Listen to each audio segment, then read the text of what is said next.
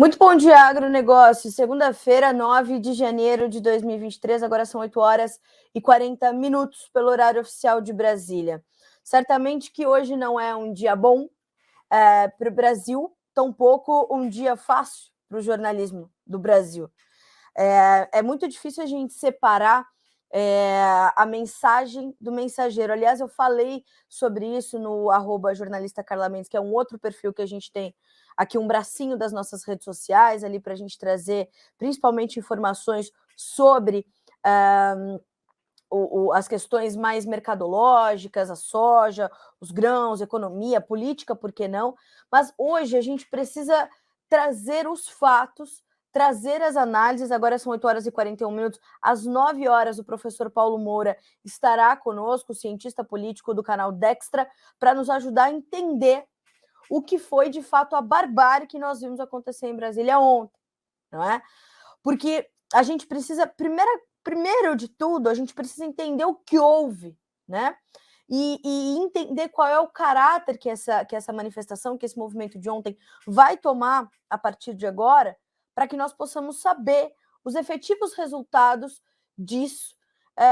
E é preciso que se fale, como todos os meus colegas jornalistas têm falado em outros veículos de comunicação, assim como eles, nós aqui do Notícias Agrícolas somos contra e repudiamos veementemente qualquer ato de vandalismo, depredação ou violência. O que houve em Brasília ontem foi uma barbárie. Hoje, a capital federal acorda com aquele rastro de destruição, aquele sentimento de ressaca moral que a gente tem de olhar o patrimônio histórico, a nossa história destruída, não é? E isso é muito grave, isso é muito grave. No entanto, a gente tem que separar, e este é o papel do jornalista, de separar o joio do trigo, de separar o que é fato, o que é especulação, de separar o que é dito pela grande imprensa de terrorismo.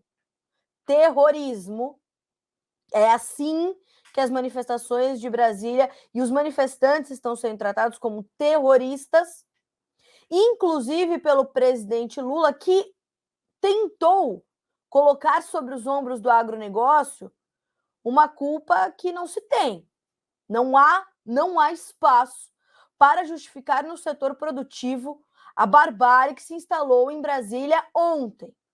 Mais do que isso, ao fazer o seu discurso, o seu pronunciamento sobre a intervenção federal decretada para o Distrito Federal, Lula também afirmou que a esquerda jamais fez atos como aqueles que foram registrados ontem por manifestantes, apoiadores, sim, de um governo de direita, do ex-presidente Jair Bolsonaro, mas que muitos deles estavam, já sabido, já se especula, já se investiga a participação de manifestantes infiltrados da esquerda naqueles atos. Então, tudo o que se levanta neste momento é questionável. O que é inquestionável e indiscutível são os atos de vandalismo, depredação e violência. Isso é indiscutível, isso é inquestionável, isso não é passível de uma tentativa de se amenizar o que houve ontem. Impossível. Impossível. O patrimônio histórico, a história do Brasil, principalmente do nosso processo de redemocratização, foi destruído, foi desrespeitado. E contra isso, e sobre isso, nós somos contra, obviamente. Isso, volto a dizer, é inquestionável, é indiscutível. Agora, a gente precisa caminhar adiante para saber entender, né, o que houve. Porque como vamos caminhar a partir de agora? Quais serão as próximas medidas? Em que momento o agronegócio vai ser desvencilhado? Né? Eu recebi algumas mensagens aqui no Instagram me dizendo, Carla, nós temos é sabido que eu sou agrônoma, uma senhora me mandou mensagem e disse, Carla, eu sou agrônoma e eu sei de muitos ônibus que partiram daqui dessas manifestações. É importante de produtores rurais, de apoiadores e de representantes do agro. As pessoas que estavam ali, as pessoas que estavam se manifestando, são brasileiros. Produtores rurais, economistas, administradores de empresas, comerciantes, farmacêuticos, jornalistas, empresários. Ali nós tínhamos brasileiros de todas as classes sociais, de todas as idades, de todos os setores da economia. Então, ali são brasileiros. Dentro deste grande grupo de brasileiros, de manifestantes, nós temos os radicais, que promoveram aquela barbárie, nós temos os infiltrados, que ajudaram a promover aquela barbárie, os vídeos são inúmeros nas redes sociais. E nós temos aquelas pessoas que foram ali para se manifestar até um certo ponto. Os vídeos estão aí. No que vamos acreditar? Na era das redes sociais, o nosso trabalho do lado de cá fica triplamente dificultoso. A gente tem que tratar com muita responsabilidade cada palavra que vai sair da nossa boca, que vai chegar até vocês. A nossa responsabilidade, ela está triplicada e nossa vigilância também. Então, tudo aquilo que chega até nós tem apuração, reapuração, apuração e reapuração. É preciso coragem, mas é preciso verdade. Mais do que a coragem, é preciso que a gente trate tudo o que houve ontem, um histórico e triste 8 de janeiro para o Brasil, com verdade. E é isso que nós vamos fazer aqui. Mais uma vez, falo em nome de todo o time do Notícias Agrícolas, que somos contra todos aqueles atos de vandalismo, depredação e violência que foram registrados em Brasília. Isto é inaceitável para a nossa democracia. Fato. Agora, o termo que nós vamos determinar e utilizar para isso, inquestionável. Aí a gente vai discutir, a gente vai debater. A gente vai debater, como o Matheus está mandando aqui para nós, esse orçamento de 1,5 bilhão de reais para o agronegócio e 10,5 bilhões para a cultura. O desequilíbrio voltou a tomar conta do Brasil. Então, vamos aqui trazer as manchetes. Eu quero muito ouvi-los. Mandem as suas opiniões, mandem as suas declarações, os seus questionamentos. É importante que nós possamos trazer à luz dos debates tudo o que precisamos entender, né? Tudo o que precisamos entender. Então, perguntem, questionem. Isso é importante para o nosso trabalho. Vamos trazer luz aos fatos. Isso é determinante para que a gente possa avançar. Eu vou pedir para o meu time... obrigada. E a gente vai falar, o Silvano Felipeto falando aqui sobre ouviram o que o Lula falou? Sim, é uma das nossas manchetes e a gente vai tratar disso. Silvano, a gente ontem já deu isso em manchete aqui no Notícias Agrícolas. Inaceitável Lula colocar no centro da barbárie que aconteceu em Brasília responsabilidade para o agronegócio. É muito irresponsável generalizar neste momento. Então, primeira coisa, vamos às nossas manchetes. 8 de janeiro em Brasília, vamos aos fatos. Vou pedir para o nosso editor, o Christian, ir colocando aqui as telas, né, as imagens, para vocês irem identificando sobre o que estamos falando aqui no nosso Bom Dia Agronegócio, e vou pedir para ele manter a nossa tela de identificação aqui, para que vocês que estão chegando agora, né, forem chegando ao longo do nosso Bom Dia Agronegócio, possam ir identificando, então, os nossos assuntos neste dia 9 de janeiro, difícil para o jornalismo, desafiador para o jornalismo brasileiro e triste para o Brasil. Isso também é inquestionável. Pois vamos lá. 8 de janeiro de Brasília, vamos aos fatos. Vamos aos fatos. Depois, ali no meio da tarde, a gente começou a ver uma manifestação, principalmente aquelas pessoas que estavam ali há 60 dias acampadas nas frentes dos quartéis generais ali em Brasília, se dirigindo à Esplanada dos Ministérios, à Praça dos Três Poderes e fazendo ali uma marcha com palavras de ordem, né? Cantando "Eu sou brasileiro com muito orgulho, com muito amor", como é bem característico desse movimento patriota que está nas ruas desde 30 de outubro, né? Estão ali acampados milhares de brasileiros pedindo respostas que não lhes foram dadas, uma atenção que não lhes foi ofertada, questionamentos que são questionamentos colocados pelas Forças Armadas em seu relatório, que foi limitado. Tudo isso é importante a gente lembrar. Então, houve essa movimentação dos manifestantes dos quartéis para a Praça dos Três Poderes. Aquilo tomou uma proporção, né, pelos radicais, completamente incontrolável, e foi quando, né, o povo brasileiro ali, numa parcela imensa, tomou primeiro o Palácio do Planalto, na sequência o Congresso e a sede do Supremo Tribunal Federal. Então a Casa dos Três Poderes, né, as casas dos três poderes foram ali tomadas pelo povo. Nós temos imagens de várias perspectivas. Nós temos imagens de black blocs, que são claras imagens dos black blocs agindo. Nós temos imagens desses black blocs colocando fogo na parte de fora ali do prédio do Congresso Nacional, quebrando, depredando. Aí você tem a chegada da polícia, a chegada da cavalaria, a chegada da tropa de choque. De outro lado, você tem brasileiros rezando, pedindo para que, né, atos de violência não serem intensificados. Você tem, de outro lado, você tem vídeos e vídeos de pessoas protegendo parte do patrimônio que está ali para que os radicais não quebrassem, não depredassem ainda mais. Mas o rastro de destruição em Brasília hoje é enorme. É enorme. Então, o que é preciso a gente vai entender, claro, as ideologias do movimento, essas parcelas, né, esses movimentos dentro do grande movimento, já com o professor Paulo Moura. Mas, indo aos fatos, foi isso que nós tivemos, né?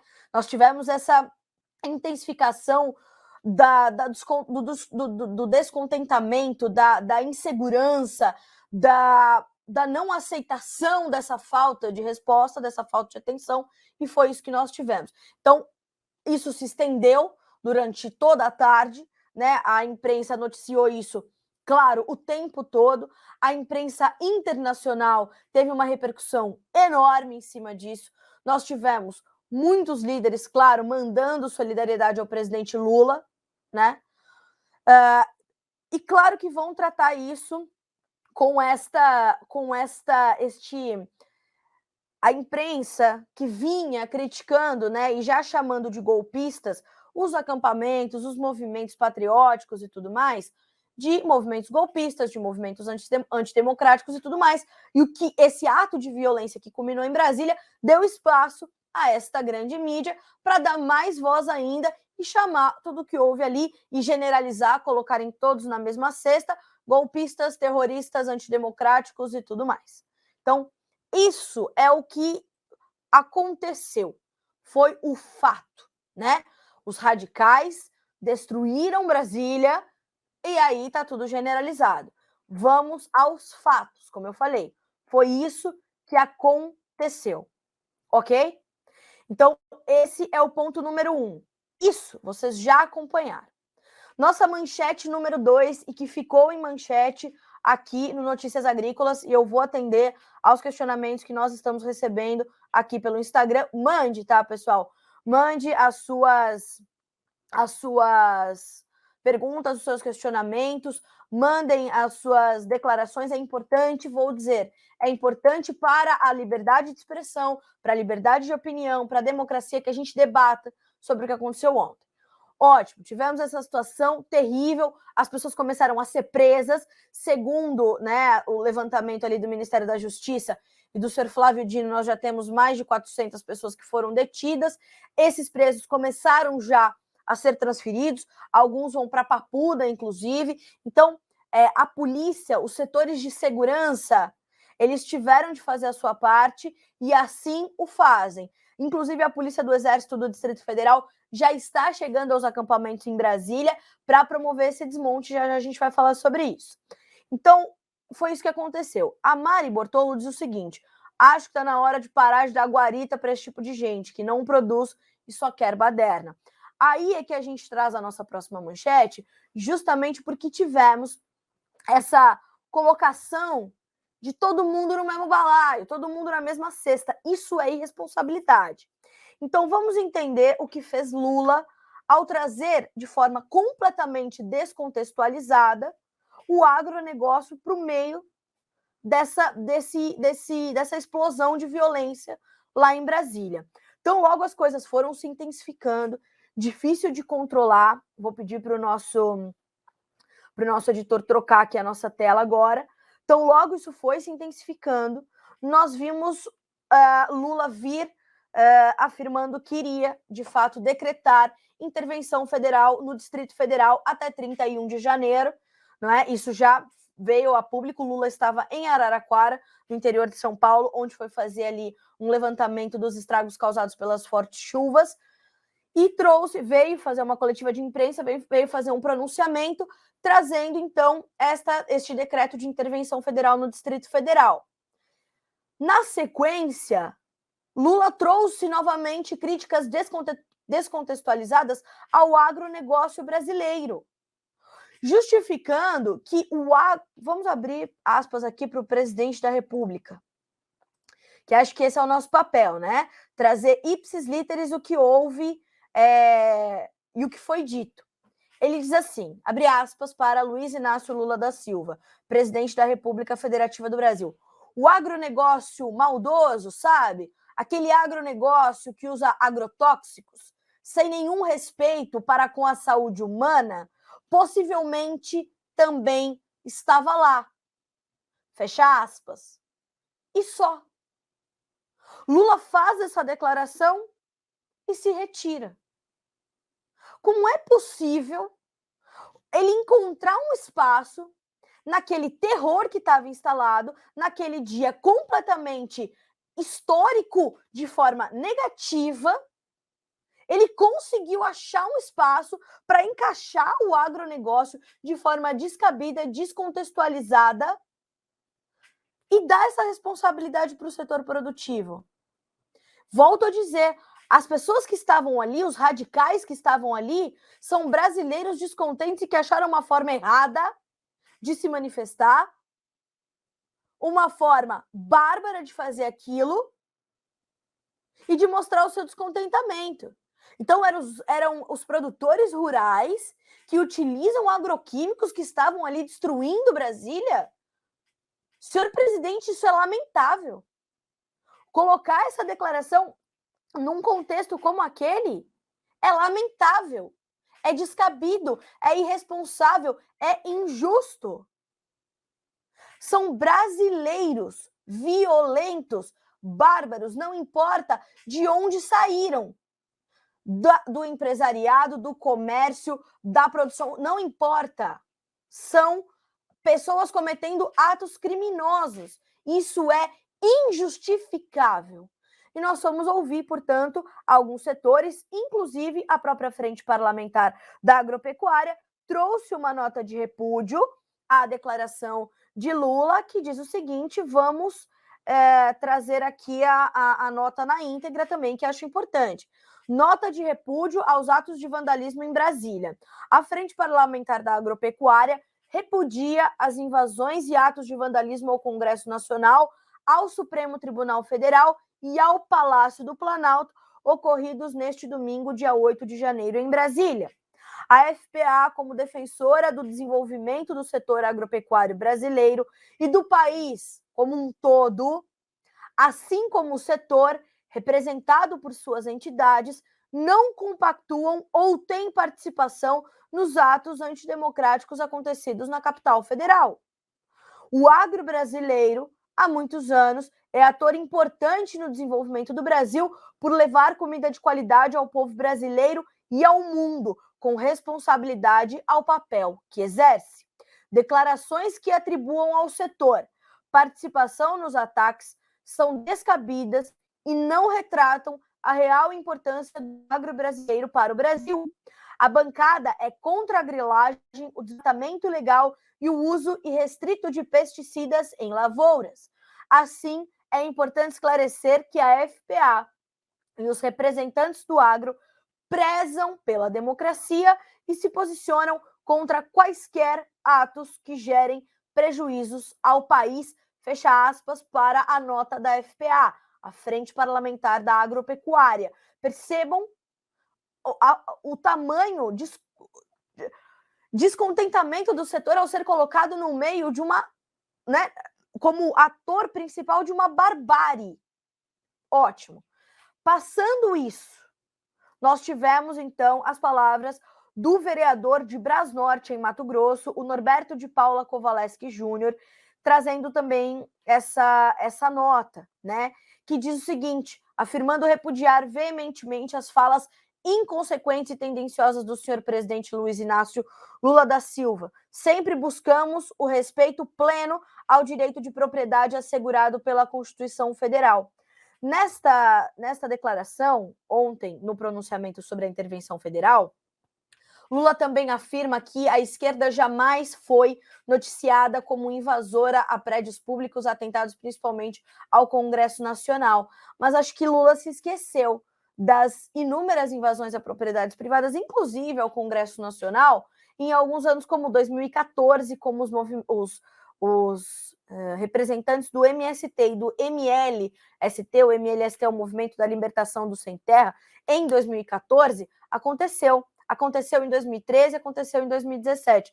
Tanto que Jair Bolsonaro se manifestou pelo Twitter ontem, dizendo que repudiou também veementemente os atos de violência, que eles não fazem parte da democracia e do avanço, não são atos democráticos, o que aconteceu ontem na Praça dos Três Poderes, e também volta a trazer essa lembrança de 2013 e 2017. Então percebam como Lula esteve bastante equivocado nas suas palavras, principalmente ao colocar o agro fora de contexto no centro deste 8 de janeiro de 2023. Agora são 9h02 pelo horário oficial de Brasília. O professor Paulo Moura, acho que já está conosco. Professor, o senhor me ouve? Ouço bem, você me ouve, Carla? Te ouço, sim, senhor. Bom dia, professor. Seja bem-vindo ao Bom Dia Agronegócio, nesse dia desafiador para nós que somos comunicadores, para a gente tentar encaixar todas as peças, não é? É isso, Carla. Bom dia a você, bom dia aos espectadores aí do agronegócio, do Notícias Agrícolas. E, de fato, fatos marcantes, né? Fatos daquele tipo que tem um antes e um depois. Eu gravei meu vídeo para o canal Dextra ontem, no final da tarde, depois do pronunciamento do Lula, mas a noite foi cheia de decisões, de atitudes do governo federal, do STF, e temos aí, portanto, um noticiário intenso para analisar e comentar. Conforme eu acompanhava aí, estava te ouvindo antes de entrar no ar aqui, houve, evidentemente, infiltração. Há inúmeros vídeos mostrando isso, como já aconteceu naquele outro episódio em Brasília das depredações. Indivíduos mascarados, vestidos de preto, eventualmente portando uma bandeira do Brasil para disfarçar, incitando o vandalismo, provocando o vandalismo, e é algo, é uma jogada manjada, né? Eu acho que tem coisas muito estranhas e muito similares aos episódios do Capitólio nos Estados Unidos em 6 de janeiro, depois da vitória eleitoral do Biden, né? Primeiro, assim, Lula fora de Brasília, a esplanada dos ministérios completamente desprovida de um aparato de segurança que pudesse acompanhar os acontecimentos. O ministro Flávio Dino tinha chamado a si a autoridade, convocado a Força Nacional para atuar nessa situação, e não se viu Força Nacional atuando. A PM de Brasília também, segundo eu li agora no site Metrópolis, o secretário de Segurança, no exercício do cargo, porque o Anderson Torres, que é o secretário de Segurança que foi exonerado, está de férias nos Estados Unidos e está sendo responsabilizado, ele estava fora do Brasil, né? Então, me parece que os patriotas foram induzidos a algo que criou essa situação. Nessas situações, há sempre grupos mais radicalizados, não estou dizendo que eventualmente algum patriota não tenha participado de atos ilegais, condenáveis, mas está evidente, são centenas de imagens de vídeo mostrando infiltrados, inclusive infiltrados sendo imobilizados, entregues à polícia por patriotas. Eu acabei de ver no Instagram aqui, não dá tempo de enviar aí o link, né? De uma imagem em que os patriotas tiram o capuz de um indivíduo vestido de preto, com uma barra de ferro na mão, correm atrás, ajudam a polícia, eu acredito que era a polícia legislativa, a prender esse indivíduo, né? Então, há um sentimento de frustração das pessoas com o resultado da eleição, com o fato de que nada foi feito para alterar o curso dos acontecimentos. É compreensível, mas acredito que houve, no mínimo, uma ingenuidade, uma falta de planejamento, né? De não prever que algo do gênero pudesse acontecer num contexto de uma manifestação na capital federal, assim, tão próxima do resultado da eleição e dos acontecimentos frustrantes que abalaram as pessoas, né? A consequência disso é uma onda repressiva sem precedentes. O ministro Alexandre de Moraes, mais uma vez, em decisão monocrática, para a qual ele não foi acionado, suspendeu o governador do Distrito Federal por 90 dias, a dúvida se ele volta ao cargo.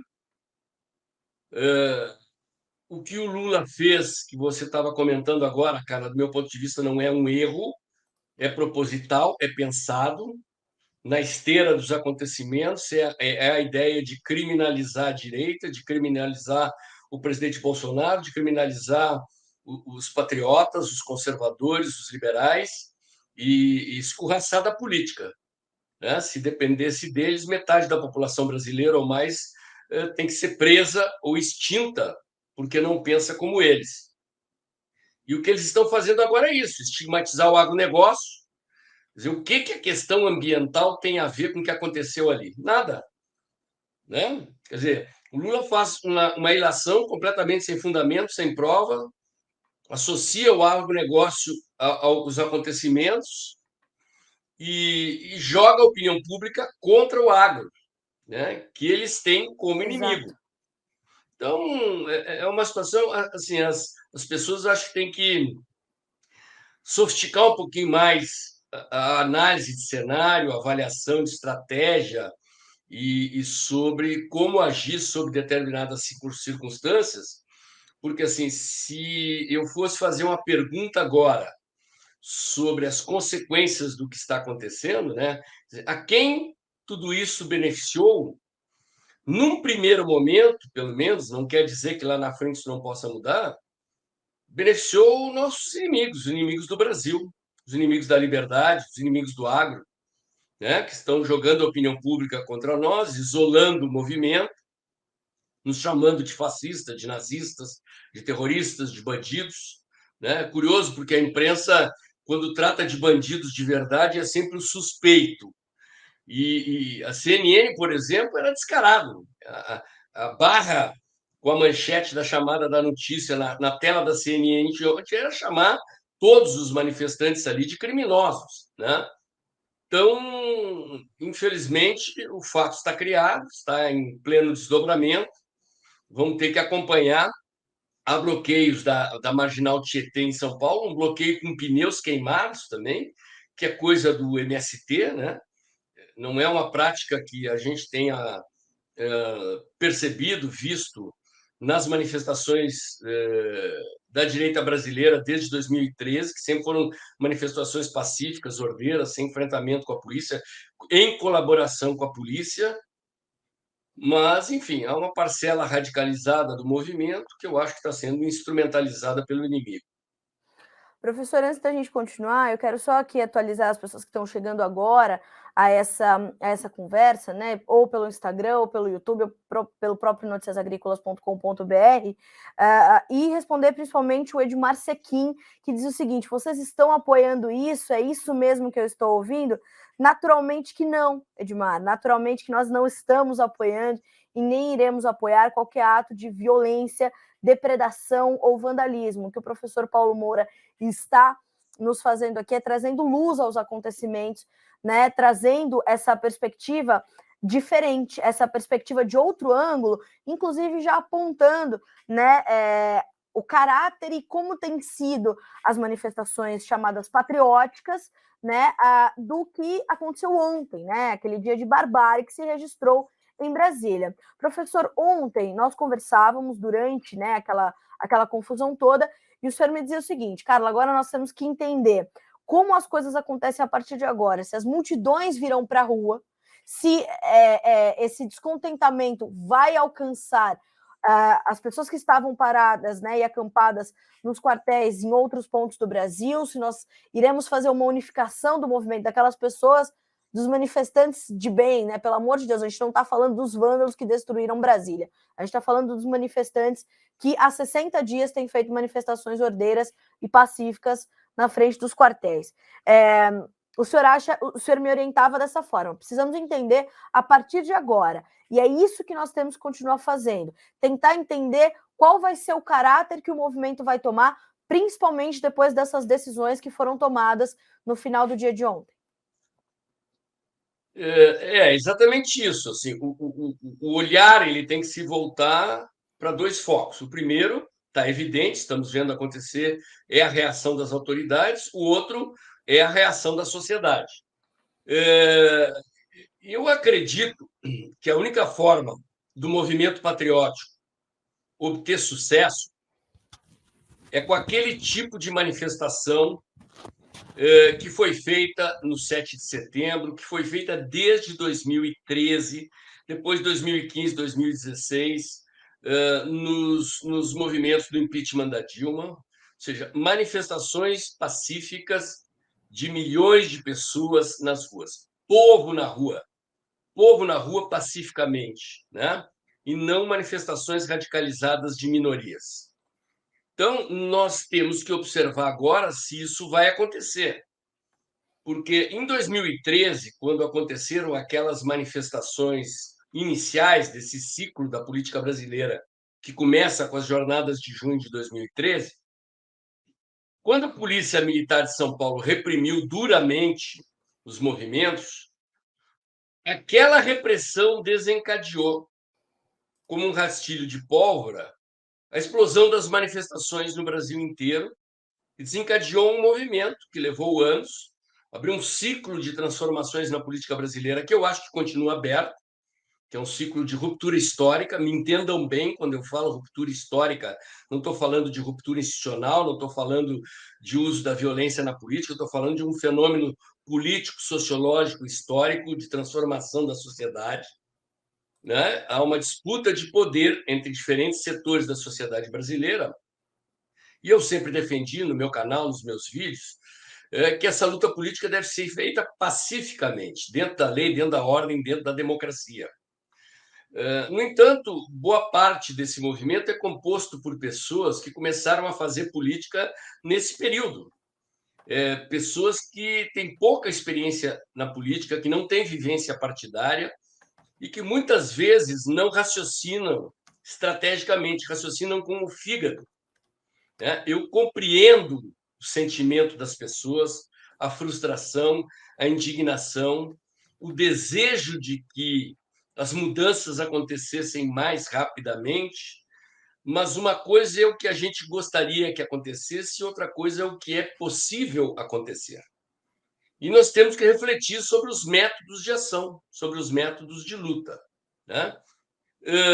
Pode ser que a radicalização funcione. Eu acho que depende, se houver um ambiente nacional de radicalização com apoio massivo da população, pode ser que haja uma mudança, aí uma ruptura mesmo provocada por essas circunstâncias. Mas o que nós estamos vendo neste momento, como consequência dos acontecimentos de Brasília, né, é que o movimento foi usado pelo inimigo. O movimento foi usado pela esquerda, foi infiltrado pela esquerda para produzir como resultado pretexto para o PT e para o STF fazer o que estão fazendo: reprimir, prender, censurar, multar, mandar desfazer os acampamentos que são pacíficos, que não tiveram nenhum episódio de violência, estavam lá pacificamente fazendo suas reivindicações e, eventualmente, infelizmente, criou-se um pretexto que está sendo usado contra o movimento. Professor, a gente tem aqui algumas perguntas, e assim, a gente já sabe que esse não é o jeito, abre aspas, correto, fecha aspas, de se manifestar e de colocar todo esse sentimento que o senhor acabou de brilhantemente, como sempre, detalhar, para fazer se valer. Então, qual é o caminho para que essas pessoas consigam mostrar com eficácia o seu descontentamento e que elas merecem uma resposta? Porque quando o Lula é eleito e faz o seu discurso lá na Paulista, no dia da eleição, né, o TSE declarando que ele havia sido eleito, ele diz: vou governar para os 215 milhões de brasileiros. Quando a gente tem atos como esse, e óbvio, eu não digo mais uma vez, não me refiro aos vândalos, eu me refiro às pessoas que ali queriam respostas. Ele não fala a essas pessoas, ele apenas diz: vamos encontrar, vamos caçar e vamos punir. Agora, como se manifestar e mostrar esse descontentamento com eficiência, com eficácia e tentar obter respostas, professor? Bom, Carla, eu inclusive perdi muitos seguidores no meu canal por defender que não era hora de atacar. Eu usei lá num vídeo um título que era recuar, reagrupar, organizar, planejar e contra-atacar. E contra-atacar, sempre que eu falo aqui, é contra-atacar politicamente, dentro da democracia. E esse contra-ataque, do meu ponto de vista, ele passaria, por um lado, por manifestações pacíficas de massa nas ruas, como foram feitas no passado, sem violência, sem depredação, e, por outro lado, da necessidade de organizar a bancada de oposição no Congresso, de tentar eleger um presidente da Câmara e um presidente do Senado de oposição, de jogar no erro do adversário, né? O Lula sabe muito bem que metade ou mais, eu acho que mais, nós achamos que mais do povo brasileiro não votou no PT, votou no Bolsonaro. Mas é técnica política, é técnica de propaganda você demonizar a direita. O que ele está fazendo? Tentando jogar o povo brasileiro contra toda a direita, contra todos os conservadores, chamar a todos de nazista, de fascista, de terrorista, de criminoso, porque ele está disputando politicamente. Ele sabe que o governo dele está assentado em bases frágeis. Porque quem se opõe a ele é o Brasil, que trabalha, que produz a riqueza do país. E que está segurando investimentos, mandando dinheiro para fora, provocando uma situação decorrente da eleição que aconteceu e decorrente dos erros que o PT já está cometendo, com esse ministro da Economia que não entende de economia, com a ministra do Planejamento que não entende de economia, com o ministro da Educação que não sabe fazer contas, que erra contas simples de matemática, né? Com o ministro da Justiça que se comporta como um oficial da SS, né? Mandando prender, mandando censurar, jogando em dobradinha com autoridades do judiciário para reprimir, para tentar extinguir a direita do cenário nacional. Quer dizer, nós temos que raciocinar com o cérebro e não com o fígado. Pensar no médio e longo prazo. Porque daqui a 4, 5, 6 meses haverá um cenário econômico difícil para o governo, difícil para o Brasil, decorrente do resultado da eleição e dos erros que o PT está cometendo, com uma política econômica de esquerda, com um governo de esquerda, com ataques ao mercado, com a insatisfação do mercado, com eventualmente o Alckmin e seus aliados conspirando contra o Lula. Talvez se crie uma oportunidade mais ali adiante para, aí sim, com manifestações de massa na rua, com apoio popular, e não com manifestações minoritárias, radicalizadas, né? sangrar o governo e tentar, eventualmente, até o impeachment do Lula. Né? Então, é preciso sofisticar a análise, sofisticar o raciocínio. É preciso saber avaliar a cena. A política, ela é um jogo de inteligências interagindo e é preciso, às vezes, saber submergir, saber calar e saber emergir e falar na hora certa, né? Não é um atacar o inimigo constantemente e nem um falar constantemente, né? O ataque e o discurso, eles têm que ter objetivos, eles têm que fazer parte de um plano estratégico. E eu acho que as pessoas estão radicalizadas porque estão movidas por sentimento e não por razão, por indignação, por desespero, por, enfim, por uma expectativa de satisfação de uma demanda que foi frustrada, infelizmente, né? Nós não conseguimos construir um partido, nós não temos, né, não temos uma direita com uma larga experiência na política. As pessoas, os ativistas que estão aí nos movimentos, são pessoas que começaram a fazer política de 2015 para cá, talvez um pouco antes. As técnicas políticas são o quê? Manifestação de rua e rede social. Né? Quer dizer, Exatamente. a política implica numa série de outras possibilidades de atuação que requerem organização, planejamento, inteligência, né? E não precipitação e ação por impulso. Professora, a gente tem aqui um comentário que eu acho bem interessante para a gente avançar, porque a gente também falou sobre isso ontem. O Bolsonaro se manifestou no Twitter, né, já no final do dia também repudiando os atos de violência, depredação, vandalismo, trouxe, né, a lembrança do que aconteceu em 2013, em 2017 também, com atos ali de apoiadores da esquerda, e disse o seguinte, que condena o que aconteceu e aquilo não é democracia. E a Juliana, pelo Instagram, ela diz o seguinte: penso que o movimento hoje não é mais sobre o Bolsonaro, mas sim sobre uma boa parte da população que não aceita o retrocesso nem as canetadas de alguns. E de fato nós falávamos sobre isso ontem.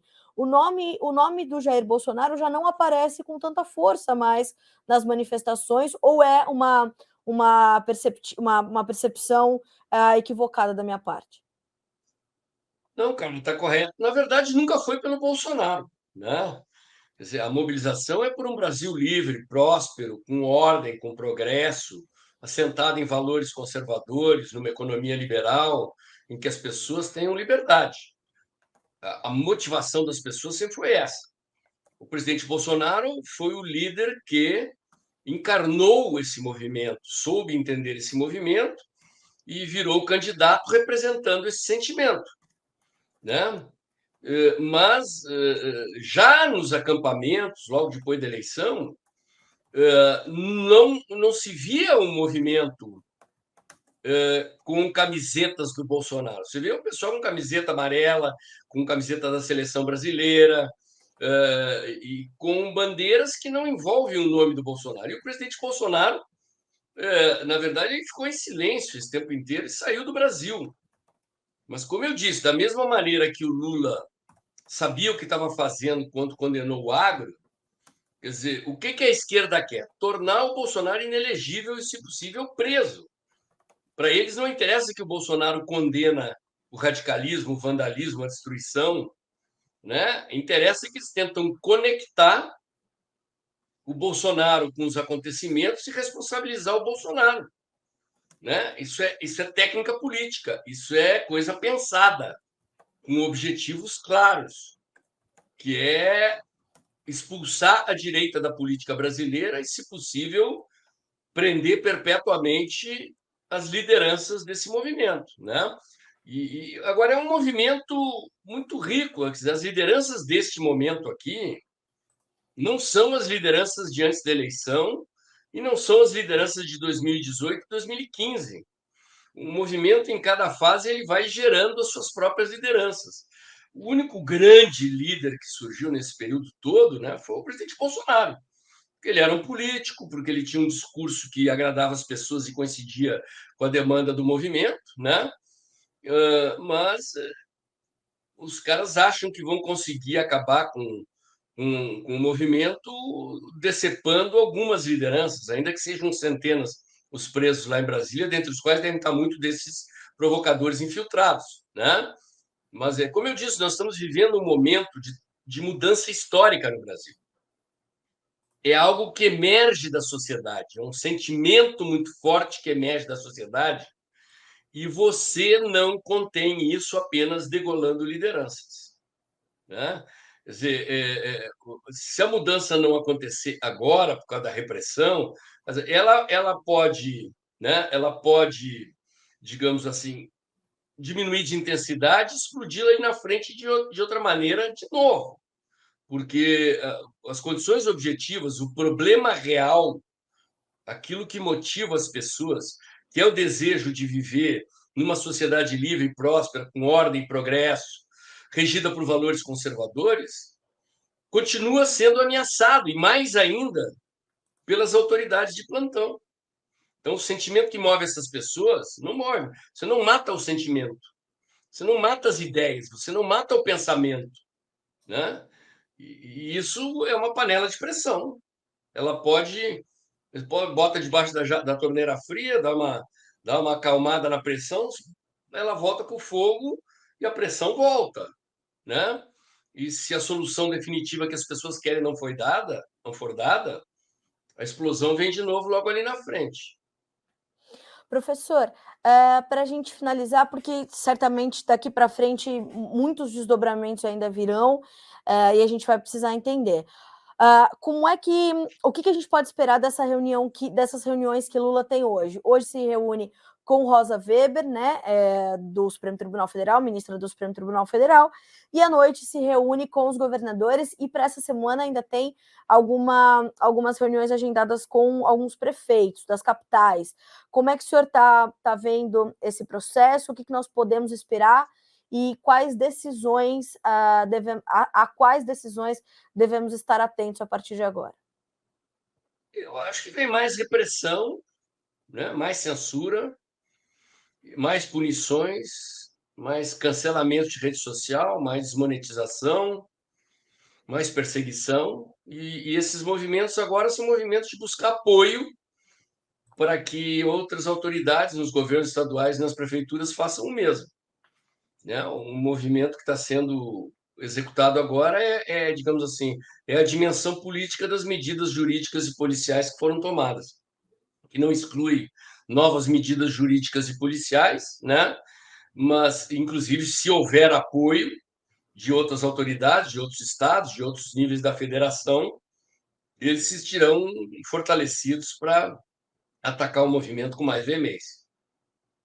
Bom, professor, lhe agradeço demais por estar conosco na manhã dessa segunda-feira, dia 9 de janeiro. É importantíssimo que nós possamos ter lucidez para encarar esse momento e separar as coisas, né? Separar os vândalos desses manifestantes, desses patriotas que vêm fazendo essas manifestações, enfim, ordeiras, e os radicais sempre estarão aí para esse tipo de coisa, para esse tipo de dia.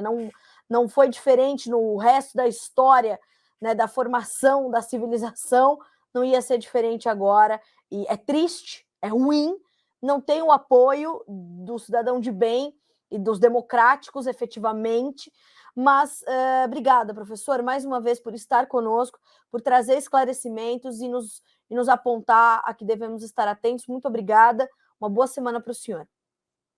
Obrigado, Carla. É sempre bom falar aqui para o pessoal do Notícias Agrícolas, para o nosso público do agro, e estou à disposição aí sempre que vocês precisarem, é só chamar que eu atenderei com muito prazer. Muito obrigada, professor. Até a próxima, um abraço. Um abraço. Bom, antes da gente avançar, é importante a gente reforçar para quem está chegando agora. O Notícias Agrícolas e toda a nossa equipe, a nossa diretoria, repudiam e não apoiam veementemente qualquer ato de violência.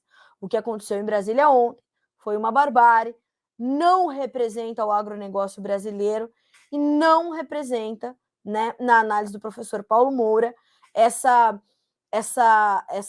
condição de descontentamento. Então, obrigada a todos vocês que estão mandando as suas mensagens, inclusive a vocês que estão mandando mensagens contrárias, que também não compartilham dessa opinião. Isso é muito importante, isso só reforça que a gente continua aqui de pé e vigilante pela democracia, pela liberdade de expressão, pela liberdade de opinião e sempre contrário a qualquer ato de violência, tá certo?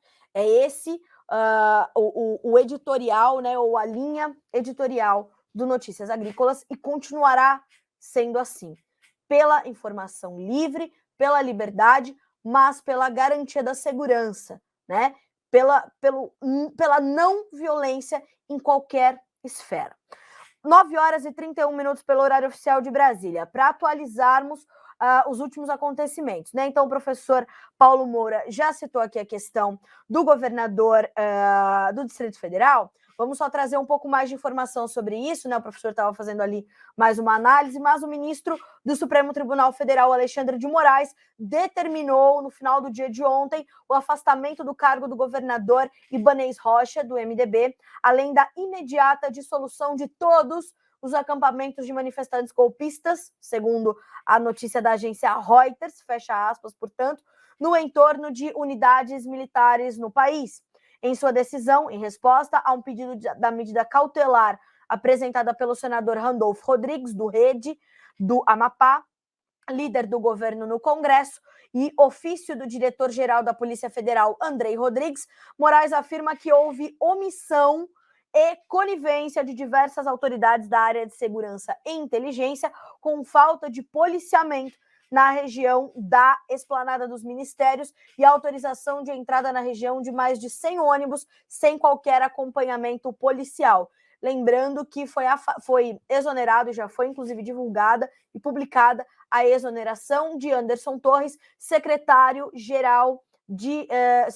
Defesa do Distrito Federal. Lembrando também que o governador Ibanez Rocha, ele trouxe um pedido público de desculpas ao presidente Lula, dizendo que realmente não prestou muita atenção, né, nessa condição. Mais do que isso, Alexandre de Moraes também determinou o bloqueio de 17 contas nas redes sociais, Twitter, Facebook, TikTok e Instagram, que compartilhavam material incentivando, abre aspas mais uma vez para Reuters, atos golpistas sob pena de multa diária de R$100 mil. O ministro também determinou que até 31 de janeiro seja proibida a entrada de ônibus e caminhões com manifestantes no Distrito Federal e que os ônibus usados pelos golpistas, fecha aspas, sejam apreendidos e seus donos identificados. Palavras de Alexandre de Moraes, notícia que parte da agência Reuters. Próxima informação que também é bastante importante, também dando um pouco mais de detalhamento. Lula convocou, portanto, essa reunião com governadores, ministros e prefeitos para esta semana. Nesta segunda-feira, irá se reunir com a ministra Rosa Weber, presidente do Supremo Tribunal Federal, e também à noite irá fazer uma reunião com os governadores, claro que parte deles vai estar de forma remota, né? É o Fórum dos Governadores, que ontem, inclusive, emitiu uma nota, né, sobre os atos promovidos lá em Brasília. E é bem interessante ler essa linha aqui numa notícia do G1, do portal G1 da Globo, né? Diz assim, ó, abre aspas, tá? As reuniões acontecem um dia após os atos de terrorismo promovidos por uma minoria de bolsonaristas radicais na sede dos três poderes da República, Palácio do Planalto, Congresso e Supremo Tribunal Federal. Até o início da manhã não havia previsão de encontro entre Lula e os presidentes da Câmara, Arthur Lira, ou do Senado, Rodrigo Pacheco. Lembrando que Rodrigo Pacheco ontem convocou uma reunião, uma sessão extraordinária para votar o decreto da intervenção federal para o Distrito Federal, que vale até 31 de janeiro. Então, esta é outra informação importante desta segunda-feira, esse cronograma que Lula tem com Rosa Weber, à noite com governadores e, segundo informações do portal da Jovem Pan, também prefeitos estão aí na agenda, né, do presidente Lula para esta semana. Vamos entender, né, como é que essas agendas serão todas elas alinhadas ali para que Lula consiga ter, então, essas reuniões com todos estes líderes, né? É importante a gente saber quais serão as determinações e decisões que vêm destes encontros, destas reuniões. Bom, nós falamos também aqui, o professor Paulo Moura nos adiantou, essas manifestações que estão acontecendo na capital paulista, em São Paulo. Há manifestantes na Marginal do Tietê, na manhã desta segunda-feira. Outros pontos de bloqueio também foram registrados no estado, por volta de 5 horas da manhã.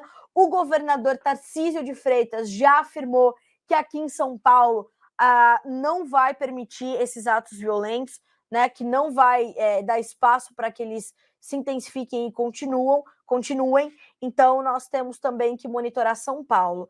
Ontem, nós já tínhamos também alguns pontos da BR-163 que estavam passando por interdição, né? Também o professor Paulo Moura nos adiantou. Vamos continuar apurando para trazer para vocês essas informações, principalmente os efeitos, né, dessas questões logísticas para o setor produtivo, para o Brasil do agro. Então, vamos acompanhar como tudo isso vai se desdobrar ao longo desta segunda-feira, ao longo desta semana. No Twitter da Polícia Rodoviária Federal, até o momento em que eu me posicionei aqui para começar o Bom Dia Agronegócio, nós não tínhamos esse levantamento, como aconteceu ali na última paralisação dos caminhoneiros. Então, vamos ver se temos alguma informação nova, né, da Polícia Rodoviária Federal, se há alguma atualização em torno dessas manifestações que estão acontecendo desde ontem. Vamos lá, me parece que, por enquanto... Deixa eu ver. Olha só, 58 minutos, nós temos 3 bloqueios, 2 em Novo Progresso, no Pará, e 1 em Matupá, em Mato Grosso. Então, última informação da Polícia Rodoviária Federal, há 58 minutos, ocorrências em rodovias federais do Brasil. 3 bloqueios, 2 em Novo Progresso, no Pará, que ali é um ponto logístico importantíssimo para a chegada aos portos do Arco Norte. Então, a você que faz logística pelos portos do Arco Norte, tenha atenção, a gente vai mais a fundo, vai apurar para entender. E Matupá, em Mato Grosso, também com um ponto de bloqueio. Vamos trazer mais detalhes ao longo desta segunda-feira para vocês aqui no Notícias Agrícolas. Falamos também sobre esses ônibus que estão sendo apreendidos e esses desmontes dos acampamentos. O professor Paulo Moura também já trouxe essa manchete para nós por aqui. A polícia do Exército já chegou ao acampamento que está na frente do quartel-general do Exército em Brasília com a cavalaria. E a expectativa é de que os acampados sejam retirados aí do local durante toda essa segunda-feira, e a gente sabe que isso pode causar mais confronto, né? Pode causar mais conflito, porque muitas pessoas já estavam ali chorando, já estavam pedindo, né, para continuar. Enfim, a gente já tem as imagens também, ao longo do dia a gente vai trazendo isso para vocês. Abre aspas para o ministro da Justiça, Flávio Dino, que na manhã desta segunda-feira, pelo Twitter, disse, abre aspas, interventor federal na segurança do Distrito Federal, Ricardo Capelli, está dando continuidade ininterrupta ao trabalho iniciado ontem em relação aos atos terroristas. Fecha aspas para o ministro Flávio Dino, portanto.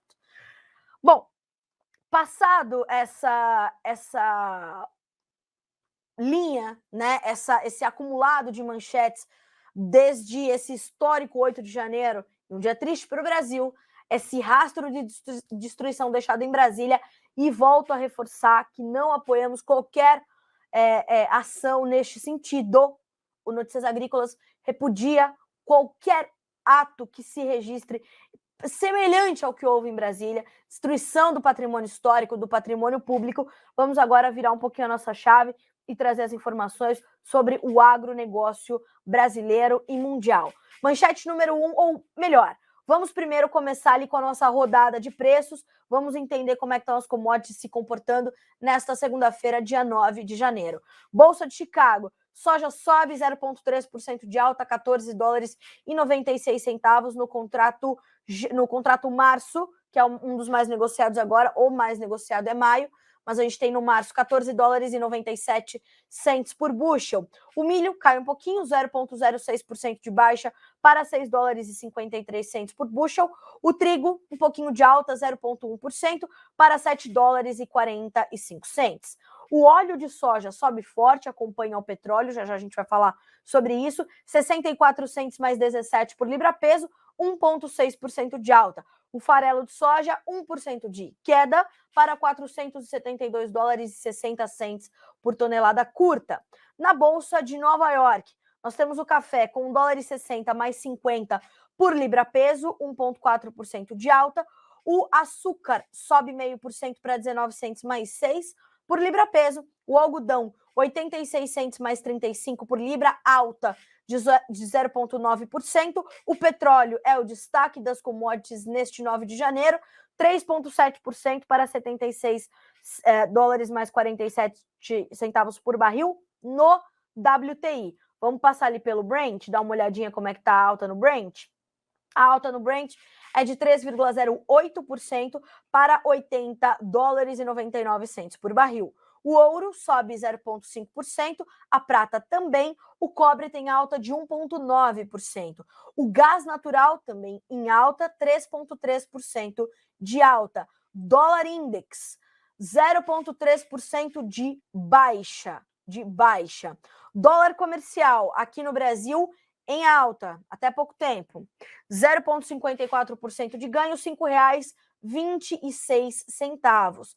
Quando a gente olha para o nosso mercado financeiro, nós temos uma alta do nosso Ibovespa, o principal indicador da nossa economia. O Ibovespa sobe agora 1,2%. Ainda de acordo com a Investing, os especialistas ouvidos pela Investing, a semana se inicia com tensão em alta após a invasão de apoiadores neste domingo às sedes dos poderes em Brasília, causando estragos no Congresso, Palácio do Planalto e Supremo Tribunal Federal, que ainda serão contabilizados. A expectativa é de que os ativos brasileiros apresentem volatilidade depois dos ataques que resultaram em vandalismo. As prisões dos criminosos seguem sendo efetuadas.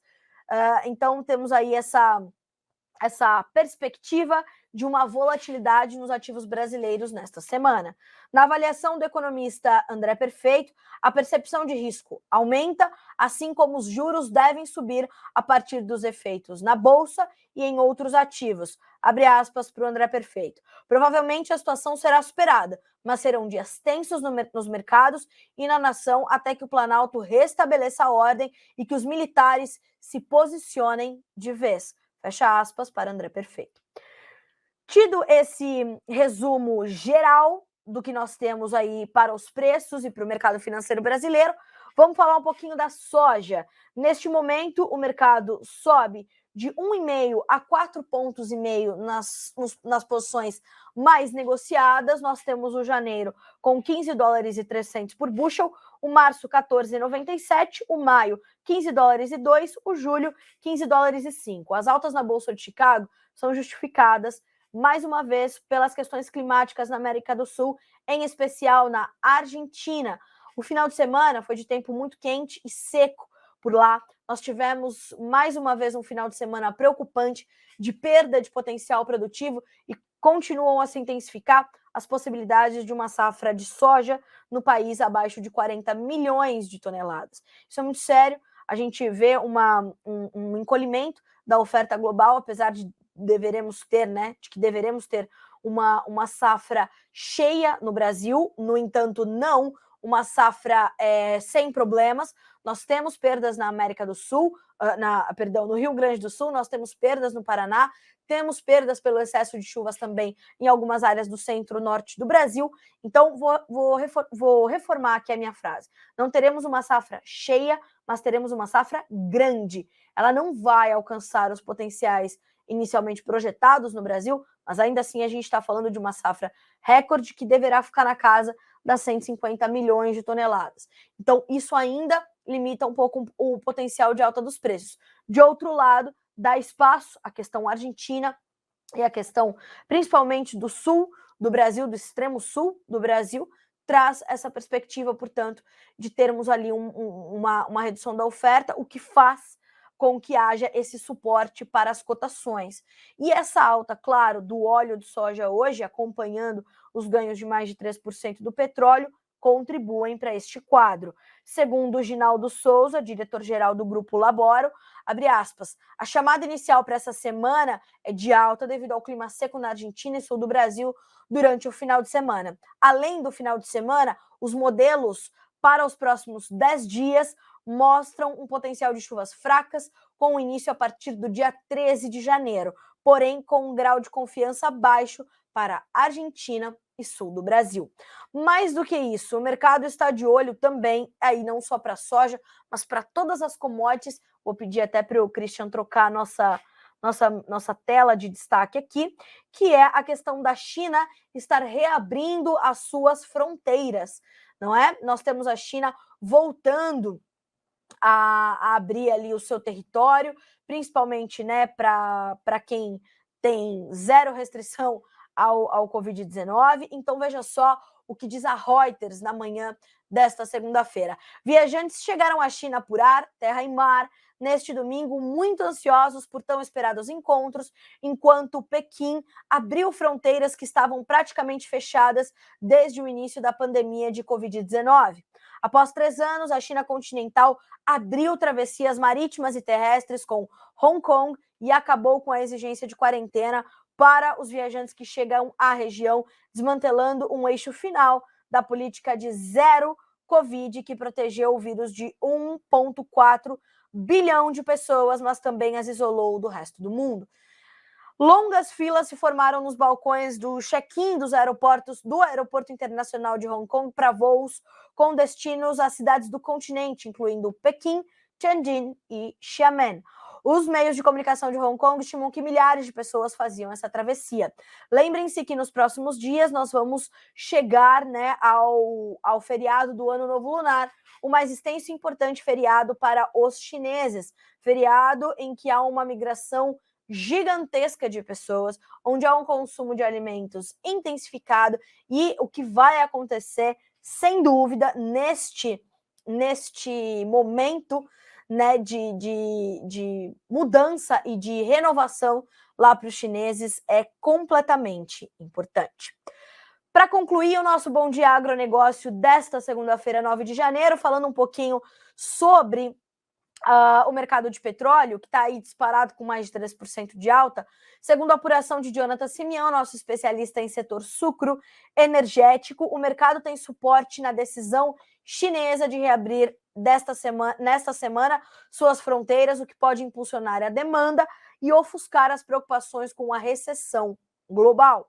A China é a maior importadora de petróleo do mundo e suas decisões podem impactar diretamente a demanda. Espera-se que cerca de 2 bilhões de viagens no país durante o Ano Novo Lunar, quase o dobro do ano passado e 70% acima do visto em 2019, possam acontecer. Além disso, segundo a Reuters, há esperança ainda de um aumento menos agressivo na taxa de juros dos Estados Unidos, que deve acontecer aí nos próximos dias, nas próximas reuniões do Federal Reserve, o Banco Central norte-americano. Senhoras e senhores, agora são 9 horas e 48 minutos pelo horário oficial de Brasília. Nós temos muitos comentários, eu quero agradecer a todos que mandaram as suas colocações, a todos que mandaram os seus questionamentos. Se eu não conseguir respondê-los de alguma forma, peço desculpas, né? Nós estamos ali tentando atender a todas as demandas de informações. O pessoal, né, que na roça com o Tony, o que está acontecendo com o milho no mercado interno que só cai? Pois é, Tony, a gente está com né, de olho ali de olho nas questões todas ligadas a nossa nova safrinha, nós já exportamos bastante milho, agora o mercado está um pouco mais contido nessas primeiras semanas, né? As indústrias nacionais também um pouco mais contidas. Isso mantém certa pressão sobre as cotações. Vamos dar uma olhadinha aqui para o Tony, como é que estão os preços na B3, mercado futuro aqui no Brasil. Vamos lá.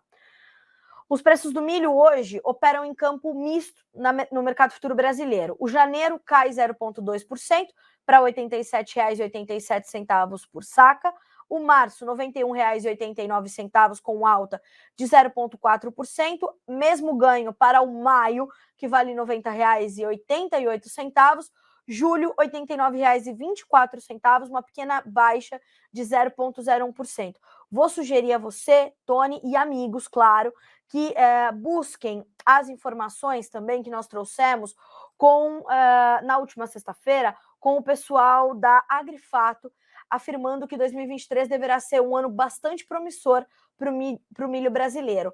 O caminho para isso é bem simples: menu, vídeos, milho, lá no nosso noticiasagricolas.com.br. Me fugiu aqui o caminho. Então, entrou no nosso site, menu, vídeos, milho. Vai procurar pela entrevista. Não vou me lembrar agora aqui o nome do analista assim de cabeça, né? Com tantas informações que eu estou trazendo hoje. Stefan Podsclan, consultor de grãos e projetos na Agrifato. A manchete dele foi assim: 2023 é promissor para o milho brasileiro, com projeções de mais produção e aumento nas demandas externa e interna. Vale a pena você recuperar essa entrevista e entender aí como tem que ser as suas estratégias para este 2023. O Renato Lourenção está nos lembrando aqui também que a gente não pode esquecer do pessoal do varejo, supermercados e tudo mais, como é que vão ficar as formações de preços para tudo isso. Então, é isso. E o Renato Dantas Júnior diz assim, ó, vocês não têm que repudiar, tem que dar a notícia. Quem julga é a audiência. Olha só, Renato, obrigada pelo seu comentário, mas nós vamos sim repudiar, porque antes de sermos jornalistas, somos cidadãos e somos brasileiros. E o que aconteceu vai realmente depender do julgamento de cada um. E o julgamento do Notícias Agrícolas para qualquer ato de violência, seja em Brasília, seja político ou não, será de repudiar. Será de repudiar. Então, o restante das pessoas, e principalmente a nossa audiência, tem, graças a Deus, a liberdade para fazer o seu julgamento. Você está coberto de razão, mas é nosso dever também se posicionar diante do que houve ontem. Senhoras e senhores, 9h52 pelo horário oficial de Brasília. Agradeço muito, mais uma vez, pela interatividade desta segunda-feira. Excelente forma de começarmos a semana, abrindo as nossas mentes e continuando a debater e a discutir o Brasil. Esse é o nosso papel por aqui, para que vocês sejam sempre os produtores rurais mais bem informados do Brasil. Nós nos vemos amanhã. Boa segunda-feira para você, boa semana.